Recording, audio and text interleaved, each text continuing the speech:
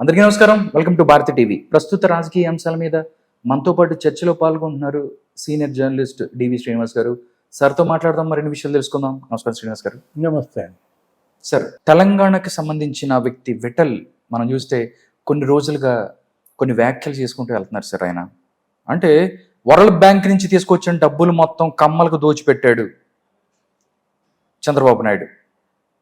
98,000 కోట్ల రూపాయలు ఆయన దోచిపెట్టాడు అని చెప్పి మాట్లాడతాడు. రీసెంట్గా అది ఎప్పుడో మాట్లాడితే రీసెంట్గా మాట్లాడతాం ఉత్తరాంధ్రకి వైజాగ్కి అన్యాయం చేస్తున్నాడు చంద్రబాబు నాయుడు. అంటే ఫస్ట్ ఈ స్టేట్లో ఏం జరుగుతుంది, బీఆర్ఎస్ పరిస్థితి ఏంటి అనేది చూసుకోకుండా పక్క రాష్ట్రం మీద వ్యాఖ్యలు చేస్తే ఇక్కడ సెంటిమెంట్లను రెచ్చగొట్టి తద్వారా తెలంగాణ సెంటిమెంట్తో ముందుకెళ్లాలనే ప్రయత్నం చేస్తారనుకోవచ్చు సార్. తెలంగాణ విఠల్ ఎందుకంటే ఒక అద్దె మైకుగా ఆయన ఎలా మారాడు, ఎవరు ఆయనతో పలికిస్తున్నారు, విఠల్ వెనక ఉన్నటువంటి అదృశ్య శక్తులేవో బయట పెడితే బాగుంటుంది. ఎందుకని కేసీఆర్ మాట్లాడిస్తున్నాడా, కేటీఆర్ మాట్లాడిస్తున్నాడా, లేదు జగన్మోహన్ రెడ్డి అద్దె మైక్గా మారాడా? ఇవాళ వీళ్ళంతా కూడా పెయిడ్ ఆర్టిస్టులుగా ఎందుకు మారారు? జర్నలిస్టుల, జర్నలిస్టుల మేధావుల ముసుగులో సూడో స్కాలర్స్ బయలుదేరారు. వాస్తవాలు మాట్లాడాలా, ఏది నేనేదో పెద్ద జర్నలిజంలో ఇది చేశా అది చేశా, నేను ఒక రీసెర్చ్ ఎవరో పిహెచ్డి చేసిన స్టూడెంట్ ఎక్కడి నుంచో వచ్చింది, ఆమె ఏదో ఒకటి చేసింది, గ్లోబలైజేషన్ కాదు ఇది కమ్మైజేషన్ ఉంది అన్నాడు. ఇప్పుడు అంటే ఆ కులం మీద కక్ష, ఆ కులం మీద అక్కసు. ఒక కులాన్ని ద్వేషించేవాళ్ళు కాదు సార్, 2 సార్లు ఇక్కడ చెప్పుతో కొట్టారు, అక్కడ చెప్పుతో కొట్టారు. మీరు ఫస్ట్ నుంచి కూడా మేబీ వాళ్ళ హిడెన్ ఎజెండా ఏముందో కానీ కమ్మల మీద విషయం కట్టడం అనేది ఫస్ట్ నుంచి వాళ్ళు చేస్తున్న పరిస్థితి. దెబ్బ తగిలిన తర్వాత కూడా ఇంకా ముందుకెళ్తున్నారంటే ఏంటి, ఇంకా ఎలా ఆలోచించవచ్చు? ఇంకా దాన్ని రెచ్చగొట్టాలనే, లేకపోతే ఏమంటారు? అంటే వీళ్ళు అటు ఒకవేళ బీఆర్ఎస్ అయితే బీఆర్ఎస్, లేకపోతే వైసీపీ అయితే వైసీపీకి మేలు చేయటమా కీడు చేయటమా? ఇప్పుడు కమ్మాళ్ళందరినీ రేవంత్ రెడ్డికి దగ్గర చేసే ప్రయత్నమా ఈ మాటల ద్వారా, వీటి ద్వారా? లేకపోతే కమ్మాళ్ళందరినీ తెలుగుదేశంకి దగ్గర చేసే ప్రయత్నమా? ఇప్పుడు కమ్మ ఓట్లు బీఆర్ఎస్కి పడలేదా? కమ్మ ఓట్లు వైసీపీకి ఎన్ని వేసారు 2019లో సార్? కమ్మ ఓట్లు పడకుండానే అరికపూడి గాంధీ ఎంత మెజార్టీతో గెలిచాడా, లేకపోతే మాగంటి గోపీనాథ్? ఇప్పుడు వీళ్ళందరూ ఇవాళ ఈ కుల ద్వేషంతో మాట్లాడే మాటలు. ఆ చంద్రబాబు మీద ఎందుకు ఇంత ద్వేషం? విఠల్ ఇప్పుడు ఆయన చేసినటువంటి కామెంట్స్ తీసుకుందాం. ఏమన్నాడు? వరల్డ్ బ్యాంక్ నుంచి 90,000 కోట్లు అప్పు తెచ్చారా? అసలు అప్పుడు బడ్జెట్ ఎంతో తెలుసా? చంద్రబాబు హయాంలో ఉమ్మడి రాష్ట్ర సీఎంగా 9 ఏళ్ళు కలిపినా 90,000 కోట్లు లేదు.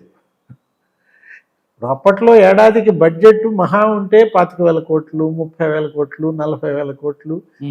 చంద్రబాబు నుంచి రాజశేఖర రెడ్డికి ప్రభుత్వం మారేటప్పటికి బడ్జెట్ 50,000 కోట్లు. రాజశేఖర రెడ్డి ఆ బడ్జెట్ 1,00,000 కోట్లకు తీసుకెళ్ళడానికి నానా పాటలు పడి అంకెలు తారుమారు చేసి నేను 1,00,000 కోట్ల బడ్జెట్ పెట్టా అన్న గొప్పదనం కోసం ఏదో జిమ్మిక్కులు చేశాడు. ఎవరు? రాజశేఖర రెడ్డి. ఇప్పుడంటే 2 రాష్ట్ర ప్రభుత్వాలకి అక్కడ ఒక 2,00,000 కోట్ల బడ్జెట్, ఇక్కడ ఒక 2,00,000 కోట్ల బడ్జెట్ ఇప్పుడు వస్తుంది. అప్పుడు ఎంత బడ్జెట్? 9 ఏళ్ళు కలిపినా 90,000 కోట్లు లేదే చంద్రబాబు. నీకు వరల్డ్ బ్యాంక్ 90,000 కోట్లు లోన్ ఇచ్చేసిందా? నాకు తెలిసి అప్పట్లో సమైక్య ఆంధ్రప్రదేశ్ ఆర్థిక పునర్నిర్మాణ పథకం కింద వరల్డ్ బ్యాంక్ ఇచ్చింది కేవలం 8,000 కోట్లు. సంవత్సరానికి 2,000 కోట్లు చొప్పున 4 ఏళ్ళు ఇచ్చారు. 2001లోనో ఏమో బిగిన్ అయింది, 2005 దాకా అది కంటిన్యూ అయింది. దానికి ఏంటది?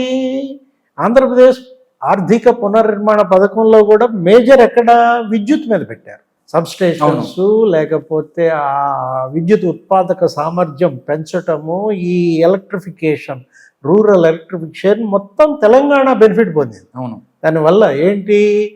5,000 మెగావాట్ల ఉత్పత్తి విద్యుత్తు 10,000 మెగావాట్లకి తీసుకెళ్లాడు వరల్డ్ బ్యాంక్ ఫండ్స్ ద్వారా.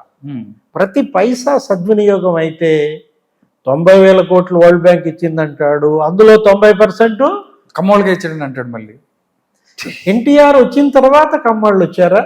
ఇప్పుడు అతను ఎవరి మీద? ఆ అక్కసు రామోజీరావు మీద, రాధాకృష్ణ మీద అదేదో కక్కేయాలా? వాళ్ళిద్దరి మీద కనుక అయినట్లయితే డైరెక్ట్ అటాక్ ఉండాలి, కానీ ఒక కులం మీద అటాక్ ఏంటంటే వ్యక్తిని ద్వేషించండి, సిద్ధాంతాలని వ్యతిరేకించండి. కులాన్ని ద్వేషించటం ఏంటి? రాష్ట్రాన్ని, ప్రాంతాన్ని ద్వేషించకూడదు కదా. అప్పుడు ఎందుకని? ఇప్పుడు మనం తీసుకుందాం, ఏది 90% కమ్మాళ్ళు, మొత్తం ఎన్టీ రామారావు వచ్చినాకే కమ్మాళ్ళంతా 1000 కోట్లు పడగెత్తారంటే కొత్త రఘురామయ్య ఎవరు? అప్పట్లోనే కేంద్ర మంత్రిగా పనిచేశాడు. ఎవరు? ఇందిరాగాంధీ. ఎన్టీఆర్కి ముందే కదా. ఎన్జి రంగా ఎవరు? అసలు ఎన్జి రంగా ఆయన ఏంటి? ఆయన ఒక దేశంలోనే ఒక ప్రముఖ పార్లమెంటేరియన్గా ఎదిగినటువంటి వ్యక్తి. నెహ్రూ యొక్క కాంప్లిమెంట్స్ తీసుకున్నాడు. కమ్మ కాదా అతను? పారిశ్రామికవేత్తలకు వస్తే ముళ్ళపూడి హరిశ్చంద్ర ప్రసాద్ ఎవరు?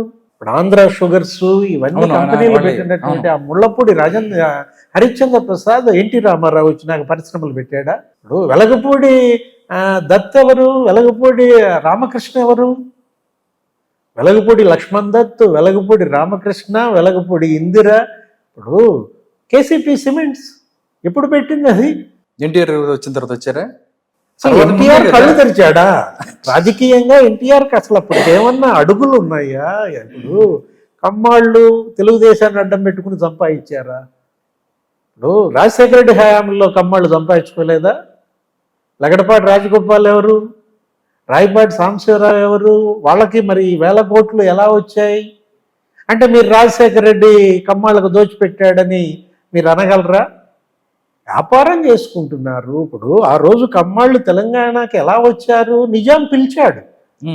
నిజాం ఆహ్వానం మేరకు ఇక్కడ మేము ప్రాజెక్ట్ కడుతున్నాం, నిజాం సాగర్ ప్రాజెక్టు. ఇక్కడ రైతులు బాగా వెనుకబడినటువంటి నేపథ్యంలో మీరు వచ్చి మాకు వ్యవసాయ పద్ధతులు నేర్పమంటే ఆధునిక వ్యవసాయ మెళకువలు అక్కడ వాళ్ళు అందవేసిన చెయ్యి కాబట్టి మొత్తం వలసకి ఇక్కడ వచ్చారు. ఇప్పుడు ఇప్పటికీ తెలంగాణలో గుంటూరు పల్లెలు ఉంటాయి. ఎక్కడ చూసినా గుంటూరు పల్లె అంటారు. ఇప్పుడు ఇవాళ ఈ మాటల ద్వారా విఠల్ ఏం చేయాలనుకుంటున్నాడు? ఉన్న 4 కమ్మోట్లు కేసీఆర్కి పడకుండా చేద్దామనా?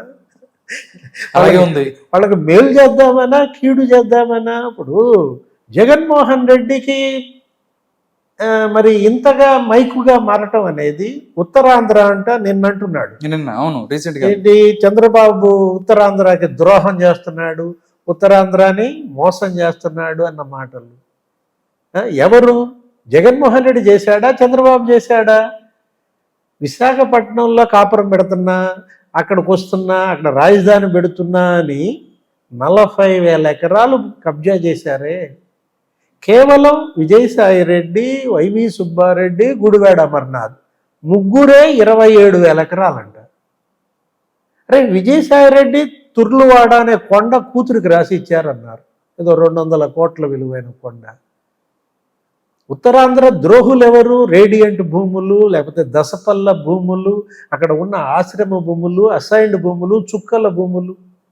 భోగాపురం ఎయిర్పోర్ట్ చుట్టూతో జవహర్ రెడ్డి కొన్నాడని. అవును, అప్పుడు కూడా కొడుకు మేనల్లుడు అక్కడ రిసార్ట్లో మకాం వేశారని. విజయసాయిరెడ్డి, సుబ్బారెడ్డి వీళ్ళందరూ కలిసి ఉత్తరాంధ్ర భూములు, అక్కడ ఉన్నటువంటి గనులు, అక్కడ ఉన్న బాక్సైట్, లేటరైట్ ఇదంతా దోచేస్తే మాట్లాడని విఠల్ ఈ 50 రోజుల్లో ఉత్తరాంధ్రకు మోసం చేసేసాడా చంద్రబాబు నాయుడు? అంటే ఎలా, ఏంటి? రెచ్చగొడదామనా, అక్కడ ప్రభుత్వాన్ని అస్థిరపరచాలనా, కూలదోయాలనా, చికాకు పెట్టాలనా? ఎందుకింత అక్కసు? ఇప్పుడు మీరు తెలంగాణ, వాళ్ళది ఆంధ్రప్రదేశ్, విడిపోయారు భౌతికంగా. మరి విడిపోయినా మానసికంగా 2 రాష్ట్రాలు కలిసి ఉన్నప్పుడు అంటే చంద్రబాబుని తిడితే తప్ప బీఆర్ఎస్ బతకదన్న భయమా? చంద్రబాబుని తిట్టడం ద్వారా బీఆర్ఎస్ని బతికించే ప్రయత్నమా కేసీఆర్? చంద్రబాబు భుజాల మీద తుపాకీ పెట్టి రేవంత్ను కొడదామన్నా విఠల్? లేకపోతే ఆ యాదగిరి ఎవరు పాశం యాదగిరి, ఆయన అయితే మరీ ఘోరం. ఆయనేమి మరి జర్నలిస్టు, సీనియర్ జర్నలిస్టులో వీళ్ళంతా ఏమంటాడు ఆయన? అసలు చంద్రబాబుకి ఇంగ్లీషే రాదంట, బట్లర్ ఇంగ్లీష్ అంట. ఇంత అక్కస. మరి అదే కేటీఆర్ అసెంబ్లీలో పొగిడాడు కదా, అదే కేసీఆర్ మరి అసెంబ్లీలో పొగిడాడు కదా. మీరేం చేశారు? ఐటీకి ఏదైనా చేస్తే గీస్తే చంద్రబాబు చేశాడు, సైబర్ టవర్స్ కట్టాడు, ఐటీని ఇక్కడికి తీసుకొచ్చాడు. బిల్ క్లింటన్, బిల్ గేట్స్ ఇక్కడికి వచ్చారంటే ఉల్ఫెన్సన్ ఇక్కడికి వచ్చారంటే ఇంగ్లీష్ రాకుండానే వచ్చారా? వరల్డ్ బ్యాంక్ అధ్యక్షుడు ఇక్కడికి వచ్చాడు ఉల్ఫెన్సన్. మైక్రోసాఫ్ట్ ఇక్కడ పెట్టారు బిల్ గేట్స్. చంద్రబాబుకి ఇంగ్లీష్ రాకుండానే తెచ్చాడా? మరి వాళ్ళేమో చంద్రబాబు వల్లే సైబర్ టవర్స్ వచ్చిందన్నారు, సైబరాబాద్ వచ్చిందన్నారు. దాన్ని విట్టలేమంటాడు, ఏదో గొండ్రటి బిల్డింగ్ కట్టాడు, అదేదో సైబర్ టవర్ అని పేరు పెట్టేది. చాలా విట్టకారంగా మాట్లాడాడు. అదొక ఐకాన్. హైదరాబాద్కి చార్మినార్ అనేది ఎంత ఐకాన్, 450 ఏళ్ల చరిత్ర. ఇవాళ సైబర్ టవర్స్ 22 ఏళ్ల చరిత్ర, అదొక ఐకాన్గా మారిన నేపథ్యంలో ఇవాళ ఐటీ రంగం 8.5 లక్షల ఉద్యోగాలు. సంపన్న రాష్ట్రంగా తెలంగాణ అయ్యిందంటే ప్రతి ఏడాది అదనంగా 50,000 ఉద్యోగాలు. ఏది ఐటీ రంగంలో. జినోమ్ వ్యాలీ ఇవాళ ఫార్మా సిటీ, మొత్తం ఫార్మా కంపెనీలన్నీ ఇక్కడికి వచ్చినాయి అంటే ఎవరేసారా బీజం? చంద్రబాబు కాదా? ఇప్పుడు ఇవాళ కరోనా వ్యాక్సిన్ సిటీగా హైదరాబాద్ మారిందంటే 70 దేశాలకి కరోనా వ్యాక్సిన్ ఎగుమతి చేస్తున్నారంటే ఐటీ ఎగుమతులు 2.5 లక్షల కోట్లు సంవత్సరానికి. ఐటీ ఎగుమతులు ఈ బీజం వేసింది, ఈ అభివృద్ధికి కారణమైంది అప్పటి పరిపాలన. ప్రధానిగా వాజ్పేయి, ముఖ్యమంత్రిగా చంద్రబాబు. ఆంధ్రప్రదేశ్ను ఆ విధంగా వాళ్ళు డెవలప్ చేస్తే హర్షించాలి, అభినందించాలి, లోపాలుంటే విమర్శించాలా. అంతేగాని 9,000 కోట్లు వస్తే 90,000 కోట్లు అని చెప్పడం, 90% కమ్మోళ్ళకే ఇచ్చారు. అసలు తెలుగుదేశం లేకపోతే కమ్మోళ్ళే లేరంటాం. తెలుగుదేశం వల్ల కమ్మోళ్ళు బాగుపడలేదు, కమ్మోళ్ళ వల్ల తెలుగుదేశం ఎదగలేదు. కమ్మ వేరు, తెలుగుదేశం వేరు. తెలుగుదేశం బీసీల పార్టీ, అది కమ్మోళ్ళ పార్టీ కాదు. ఎందుకంటే ఇవాళ Devendra Goud, Yanamala Ramakrishnudu, Yerrannaidu, KE Krishnamurthy, Kadiyam Srihari, BC, SC, ST, Muslim నాయకత్వం ఇక్కడ 2 తెలుగు రాష్ట్రాల్లో వచ్చిందంటే, కేసీఆర్ నాయకత్వం ఎదిగిందంటే తెలుగుదేశం కదా. మూలాలు మర్చిపోవద్దు విఠల్ గారు.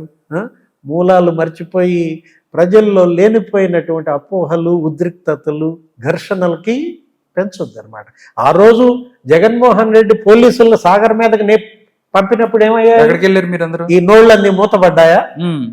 నాగార్జున సాగర్ మీదకి పోలీసులను పంపింది ఎవరు? ఎంత ధైర్యం జగన్మోహన్ రెడ్డికి? అడగగలిగాడా? ఒక్క తెలంగాణ వాడు జగన్మోహన్ రెడ్డి చొక్కా పట్టుకోగలిగారా? వీళ్ళ మాట్లాడేది సూడో స్కాలర్స్, మిథ్యా మేధావులు వీళ్ళంతా.